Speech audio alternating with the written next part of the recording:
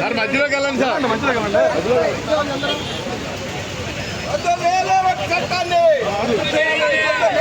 చెప్పండి.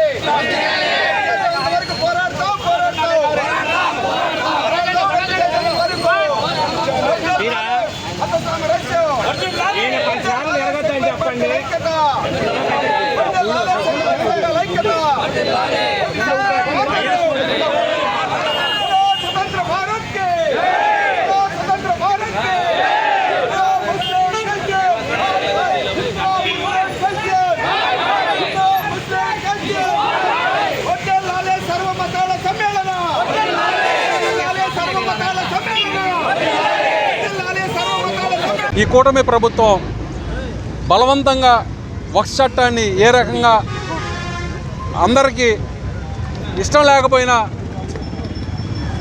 ఎలాగైతే బుల్డోజ్ చేశారో మనం అందరం గమనిస్తూ ఉన్నాం.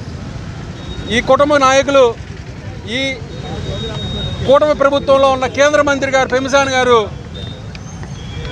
ఎలక్షన్ల ముందల అవసరమైతే మా పదవీ త్యాగాలు చేసైనా సరే మేము ముస్లిం సోదరులకు అండగా నిలుస్తామని, వాళ్ళ యొక్క హక్కుల్ని ఎటువంటి పరిస్థితిలో కాలదోసేటువంటి పరిస్థితి రానివ్వమని, అటువంటి పరిస్థితే కనుక ఉత్పన్నం అయితే మేమందరం కూడా రాజీనామా చేస్తామని చెప్పినటువంటి పరిస్థితి. మనం ఈనాడు చూసినట్టయితే నోరెత్తి ఒక్క మాట కూడా మాట్లాడినటువంటి పరిస్థితి. ఈ కూటమి ప్రభుత్వం నేను అడుగుతా ఉన్నా సూటిగా, చంద్రబాబు నాయుడు గారు ఎందుకంటే మీరు సమర్థిస్తున్నారు? ఎలక్షన్ల ముందర మీరు ఏం చెప్పారు, ఇవాళ మీరు ఏం చేస్తున్నారు? కావున ఈ మైనార్టీ సోదరులందరికీ వాళ్ళ యొక్క హక్కుల్ని కాలదోసినటువంటి ఈ చట్టాన్ని వ్యతిరేకిస్తూ వాళ్ళకి మా పార్టీ తరఫున, వైసీపీ పార్టీ తరఫున వాళ్ళకి మా యొక్క సంఘీభావాన్ని తెలియజేస్తూ వాళ్ళతో పాటు మేము కూడా ఈ ధర్నాలో పాల్గొని వాళ్ళకి మా యొక్క మద్దతు ప్రకటించడం జరిగింది.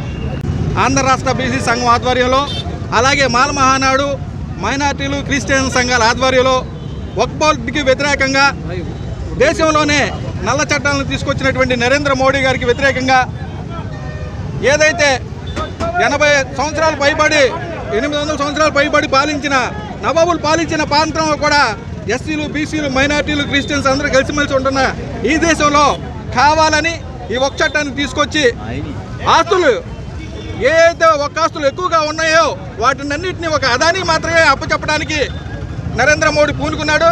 రాహుల్ గాంధీ గారు మొన్న పార్లమెంట్లో చెప్పారు, ఈ రోజున ముస్లిం చట్టాలని సవరణ చేశారు, వెంటనే క్రిస్టియన్ వ్యవస్థని సవరణ చేసి వాళ్ళ ఆస్తుల మీద పట్టడానికి నరేంద్ర మోడీ సిద్ధంగా ఉన్నాడు. అందుకనే హిందువులు, ముస్లింలు, క్రిస్టియన్స్ అందరూ ఏకతాటిపై రావాలి. ఎందుకంటే ఈ రోజున ముస్లిం చట్టాలు చేశారని మీరు కాముగా ఉంటే రేపొద్దున మీ ఇంటి మీదకి వస్తాడు, ఎల్లుండి వేరే వాళ్ళ ఇంటి మీదకి వస్తాడు. కనుక అందరూ కలిసిగట్టుగా ఉండి ఈ చట్టాన్ని వ్యతిరేకించి ఖచ్చితంగా ఇది రీవర్క్ చేసే వరకు బీసీ సంఘాలు, ఎస్సీ సంఘాలు, మైనార్టీ సంఘాలన్నీ కూడా ఉద్యమ బాట పడతాయని తెలియజేస్తూ ఈ కార్యక్రమానికి మద్దతు ఇస్తున్న వైసీపీ పార్టీకి ధన్యవాదాలు తెలియజేస్తున్నాం. ఏదైతే కేంద్ర ప్రభుత్వం తీసుకొచ్చిందో వక్ఫ్ సవరణ బిల్లుని, అది ముస్లింలకి పూర్తిగా వ్యతిరేకంగా ఉంది. అయినా కూడా బలవంతంగా దాన్ని అమలు చేయడం ఇది రాజ్యాంగ విరుద్ధం.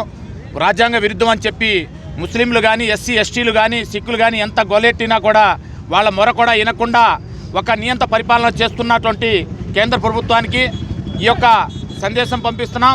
ముస్లిం సమాజం అంతా కూడా దీన్ని వ్యతిరేకిస్తుంది. ఒక ఏకంగా ముస్లిం సమాజం ఒకటే, బీసీ కులాలన్నీ కూడా దీనికి వ్యతిరేకిస్తూ ఏదైతే రాజ్యాంగంలో మనకి పొందుపరిచి ఉన్న ఏదైతే మనకు ఉన్నాయో అవి కూడా అమలు చేయకుండా ఈ విధంగా దౌర్జన్యంగా ఈ యొక్క నల్ల చట్టాలను అమలు చేయడం చాలా అన్యాయమని, అందుకే మా ముస్లిం సోదరులని, ఎస్సీ సోదరులందరినీ కలుపుకుంటూ వీళ్ళందరినీ చైతన్యవంతం చేసుకుంటూ మనం విజయవాడ నుంచి మద్దిపట్నం వరకు పాదయాత్ర పెట్టడం జరిగింది. ఈ పాదయాత్ర ఈరోజు సాయంత్రం ఉయ్యూరులో బహిరంగ సభ ఉంది. ఆ బహిరంగ సభ ముగించుకొని అక్కడి నుంచి బస చేసి తెల్లారి పొద్దున్నే బయలుదేరి మచిలీపట్నం చేరుకుంటుంది. రేపు 3:30 గంటలకి గొప్ప ఊరేగింపు, మచిలీపట్నంలో గొప్ప ఊరేగింపుని ఏర్పాటు చేసుకొని అక్కడి నుంచి కలెక్టర్ గారికి వెళ్ళి మా రాజ్యాంగ విరుద్ధంగా ఉన్నాయి దాన్ని కాపాడమని మన కలెక్టర్ గారికి కోరటం జరుగుతుంది.